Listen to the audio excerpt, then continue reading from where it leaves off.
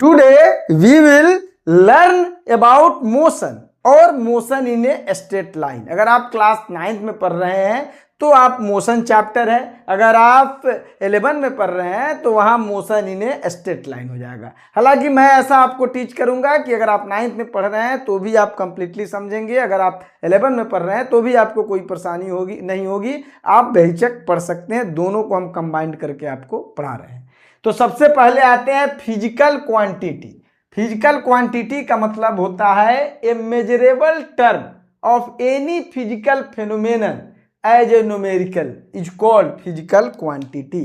मतलब आप कहीं भी कुछ भी लिखा होता तो उसके दो पार्ट होते हैं। जैसे सामान्य तौर पर अगर लिखा हो 5 मीटर पर सेकेंड, तो ये जो पार्ट होता है ये आपका यूनिट हो जाता है, और ये जो पार्ट होता है ये मैग्नीट्यूड हो जाता है। और इस पूरे से हम पता लगते हैं कि मीटर पर सेकेंड जो क्वांटिटी है फिजिकल क्वांटिटी वो क्या है, ये स्पीड होगी या फिर वेलोसिटी होगी। तो ये जो फिजिकल क्वांटिटी का नाम हो गया उसका नाम हो गया स्पीड और वेलोसिटी। इसके दो वैल्यू है, एक न्यूमेरिकल है और एक यूनिट है। तो ये आपका यूनिट कहलाएगा, जो न्यूमेरिकल वैल्यू है वो मैग्नीट्यूड कहलाएगा। यानी वैसा फिजिकल टर्म, मेजरेबल टर्म, जिससे हम फिजिकल किसी इवेंट या फिजिकल फेनोमेना को रिप्रेजेंट करते हैं as a numerical, is called physical quantity. अब अगर आप फिजिकल क्वांटिटी को क्लासिफाई करें तो दो रूप इंपॉर्टेंट है। एक है आपको परफेक्ट टर्म और एक है रिलेटिव टर्म। ध्यान से समझिएगा, ये किसी बुक में प्राय नहीं मिलता और ना ही 90% टीचर इससे समझा पाते हैं, इसलिए इसे ध्यान से समझिए कि फिजिकल टर्म कहिए, फिजिकल टर्म को या फिजिकल क्वांटिटी को हम दो रूपों में क्लासिफाई कर सकते हैं, और वो जो रूप होगा वो एक परफेक्ट टर्म होगा और एक रिलेटिव टर्म होगा। तो इन दोनों में पहले डिफरेंस समझिए कि परफेक्ट टर्म क्या है और रिलेटिव टर्म क्या है। परफेक्ट टर्म का मतलब होता है सिंगल, यानी इसके आइडेंटिफिकेशन के लिए किसी की कंपेयर करने की जरूरत नहीं है, या ऐसे टर्म को जवाब देने के लिए, रिप्लाई करने के लिए किसी भी अदर का कंपेयर करने की आवश्यकता नहीं होता है, तो वो कहलाता है परफेक्ट टर्म। और रिलेटिव टर्म का है मतलब है कि उसे डिफाइन करने के लिए या उसके बारे में बताने के लिए किसी और के का कंपैरिजन करना पड़ जाए तो उसे कहते हैं हम रिलेटिव टर्म। दोनों तरह के फिजिकल क्वांटिटी होते हैं। तो अब आइए जैसे समझिए, कैसे समझिएगा। जैसे आपसे हम पूछे कि आप पढ़ने में ब्रिलियंट हैं या वीक हैं, तो ये जवाब आप नहीं दे सकते हैं, क्योंकि अगर आप ब्रिलियंट कहते हैं तो आपसे भी ब्रिलियंट बहुत लोग हैं, अगर वीक कहते हैं तो आपसे भी वीक बहुत लोग हैं। मतलब आपकी कंपेयर कराई जाएगी कि आप फलाने अदर बच्चे का नाम लेके कि फलाने से ब्रिलियंट है कि वीक है, तो ही आपको जवाब मिल सकता है। आपको सीधा कहा जाए कि आप रिच हैं या पुअर, अगर धन के रूप में कहा जाए कि आप रिच है कि पुअर, तो आप जवाब नहीं दे पाएंगे।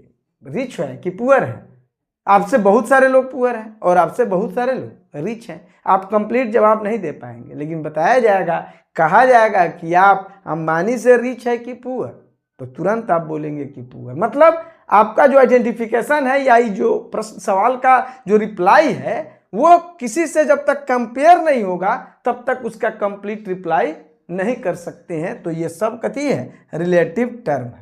जैसे मान लीजिए कि आपको कहा जाता है कि आप सुंदर हैं या खराब हैं, तो आप नहीं कह पाएंगे। लेकिन पूछा जाए कि अमिताभ बच्चन से सुंदर है कि खराब है, आमिर खान से सुंदर है कि खराब है, तो आप कंपेयर करके बता सकते हैं कि उसकी तुलना में आप क्या है।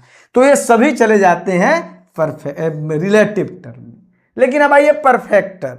जैसे कि मान लिया जाए कि आपसे पूछा जाए कि आप आर यू ए मैन, तो आपका जवाब सीधे होगा कि यस और नो। इस जवाब के लिए आपको किसी की कंपेयर करने की आवश्यकता नहीं।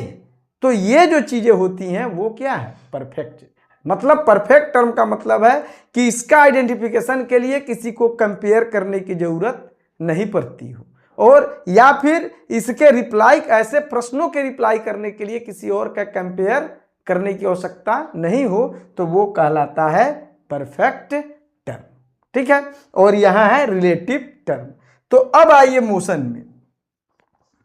तो मोशन हो या रिपोज हो, रिपोज मतलब रेस्ट, रिपोज हो, रेस्ट कहते हैं, ये दोनों एक रिलेटिव टर्म ही है। रिलेटिव टर्म का मतलब है कि आप नहीं कह सकते हैं कि आप मोशन में हैं या फिर रेस्ट में हैं। आपका जब तक किसी और से कंपेयर न किया जाए कि आपकी उसके रिस्पेक्ट में आप क्या है, तब आप क्लियर नहीं कर पाएंगे कि आप रेस्ट में हैं कि मोशन में। जैसे आप मान लीजिए चेयर पर बैठे हैं, तो आपको क्या लग रहा है कि आप रेस्ट में हैं, लेकिन रियलिटी ये नहीं है, क्योंकि अर्थ तो रोटेट कर रही है और आप उसके साथ रोटेट हो रहे हैं। मतलब अगर मून से कोई आदमी आपको फॉलो कर रहा है तो वो समझेगा कि आप क्या है, मोशन में है। अलग बात है कि आपको लग रहा है कि आप रेस्ट में। इसका मतलब ये हुआ कि आप रेस्ट में भी हैं, मोशन में भी हैं। मतलब आप अर्थ के रेस्पेक्ट में रेस्ट में हैं, लेकिन मून के रेस्पेक्ट में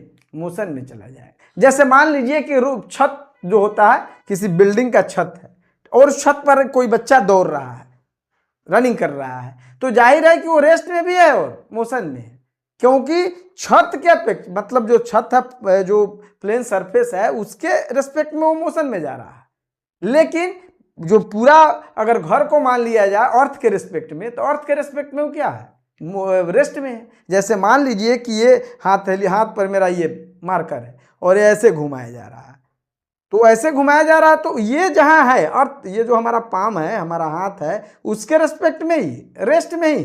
अब दूसरे के यहां से जो कोई अगर व्यक्ति फॉलो कर रहा है तो उसके रेस्पेक्ट में ये मोशन में चला जाएगा। मतलब रेस्ट या मोशन ये एक रिलेटिव टर्म है, जब तक की पहचान नहीं की जाए, मतलब किसी से कंपेयर नहीं की जाए, तब तक ये कहना संभव नहीं है कि वो रेस्ट में है कि मोशन में है। जैसे एक और एग्जांपल समझिए कि मान लीजिए कि कोई आदमी हमको 2 बजे 2 PM में हमको मार्केट में एक प्लेस पर मिलता है, ठीक है, और वहां से मैं भी चला जा रहा हूं और वो भी चला जा रहा है, फिर मैं 3 बजे आ रहा हूं तो वो वही मिल रहा है।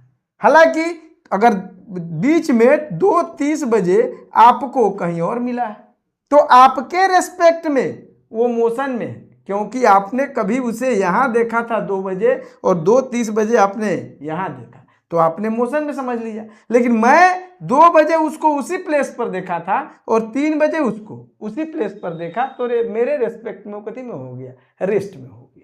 मतलब क्या है कि एक ही आदमी किसी दूसरे के रेस्पेक्ट में मोशन में हो सकता है और किसी फिर दूसरे के रेस्पेक्ट में वो रेस्ट में हो सकता है। तो अब डिफाइन कैसे देंगे? हालांकि मोशन और रेस्ट कहना भी गलत है, वो स्टेट है, तो लिखना चाहिए इन मोशन। अब डिफिनेशन कैसे देंगे? तो बताएंगे कि when the position of a body, when the position of a body change with respect to time then it is called in motion। अगर किसी बॉडी का पोजीशन टाइम चेंज होने के साथ साथ उसका पोजीशन चेंज भी हो जाता है तो उसे मोशन नहीं कहते हैं, इन मोशन कहते हैं। मतलब वो बॉडी मोशन के स्टेट में है। फिर से सुन लीजिए, when the position of a body change with respect to time then it is called in motion. ठीक इसी तरीके से अब रिपोज या रेस्ट में आइए, तो इसका भी वही डिफिनेशन होगा कि रेस्ट और रिपोज में का डिफिनेशन फिर दीजिए कि when the position of a body does not change with respect to time then it is called in repose और रेस्ट। यानी अगर कोई बॉडी टाइम बदलता है तो उसके पोजीशन में चेंजिंग नहीं होता है, ज्यों का त्यों रह जाता है, तो वो रेस्ट है। अगर किसी बॉडी का पोजीशन टाइम के चेंज होने के साथ साथ उसका पोजीशन भी चेंज होता है तो उसे हम कहेंगे मोशन। इसका एक ग्राफिकल रिप्रेजेंटेशन समझ लीजिए। जैसे मान लीजिए कि ये ग्राफ हम प्लॉट कर रहे हैं, जहां ये डिस्टेंस है और ये टाइम है, और आपको ग्राफ ऐसे दे दिया गया।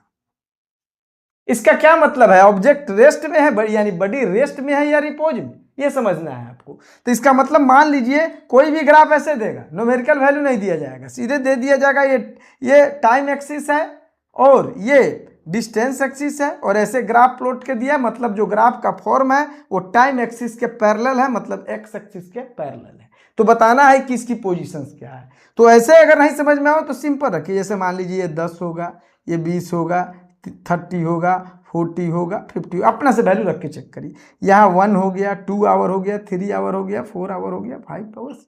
तो ये ग्राफ से क्या पता लग रहा है कि 1 आवर में भी वो 40 किलोमीटर के डिस्टेंस पर था, 2 आवर में भी वो 40 किलोमीटर के डिस्टेंस पर, 3 आवर में भी वो 40, मतलब टाइम बदल रहा है लेकिन उस बॉडी की पोजीशन 40 किलोमीटर के डिस्टेंस पर ही रुकी है। मतलब टाइम चेंज हो रहा है, बॉडी का पोजीशन चेंज नहीं हो रहा है। मतलब इस ग्राफ का मतलब ही है कि बॉडी कथी में है, इन रेस्ट में। ये सबसे अहम चीज है, समझ लीजिए। कोई वैल्यू देगा नहीं, सीधे ऐसे दे दिया गया, लिख दिया कि टाइम एक्सिस है और ये डिस्टेंस है, तो इस टाइम के पैरेलल है, मतलब टाइम तो बदलेगा लेकिन डिस्टेंस नहीं बदल रहा है, मतलब ये क्या है, रेस्ट में है। अगर यही ग्राफ ऐसे होती, देखिए यहाँ, तो इसका मतलब होता है टाइम भी बढ़ रहा है और डिस्टेंस भी बढ़ रहा है, तो जाहिर है कि ये कथी में होता है, मोशन में, और ये कथी में हो जाएगा, रेस्ट में। अब एक और बता रहे हैं कि अगर ऐसे पैरेलल दे दे और ये टाइम हो जाए और ये डिस्टेंस हो जाए, तो अब देखिए इसका मतलब हुआ एक्स एक्सिस, ये वाई एक्सिस के पैरेलल है, मतलब डिस्टेंस बदल रहा है और टाइम बदल नहीं रहा है, तो ये तो पॉसिबल ही नहीं है। कंफर्म लिख देंगे कि इट इज नॉट पॉसिबल। क्यों? क्योंकि एक ही टाइम में आदमी अलग अलग प्लेस पर नहीं रह सकता है। मान लीजिए 2 बजे मैं पटना में हूं तो 2 बजे दिल्ली में भी नहीं रह सकता हूं, किसी एक प्लेस पे भी रह सकता हूं। इस ग्राफ का मतलब है कि टाइम एक है और ऑब्जेक्ट का प्लेस, मैंने 2 बजे वो पटना में भी है, 2 बजे वो हैदराबाद में भी है और 2 बजे वो दिल्ली में भी है, जो कि पॉसिबल नहीं है। तो आज भर के लिए इतना ही।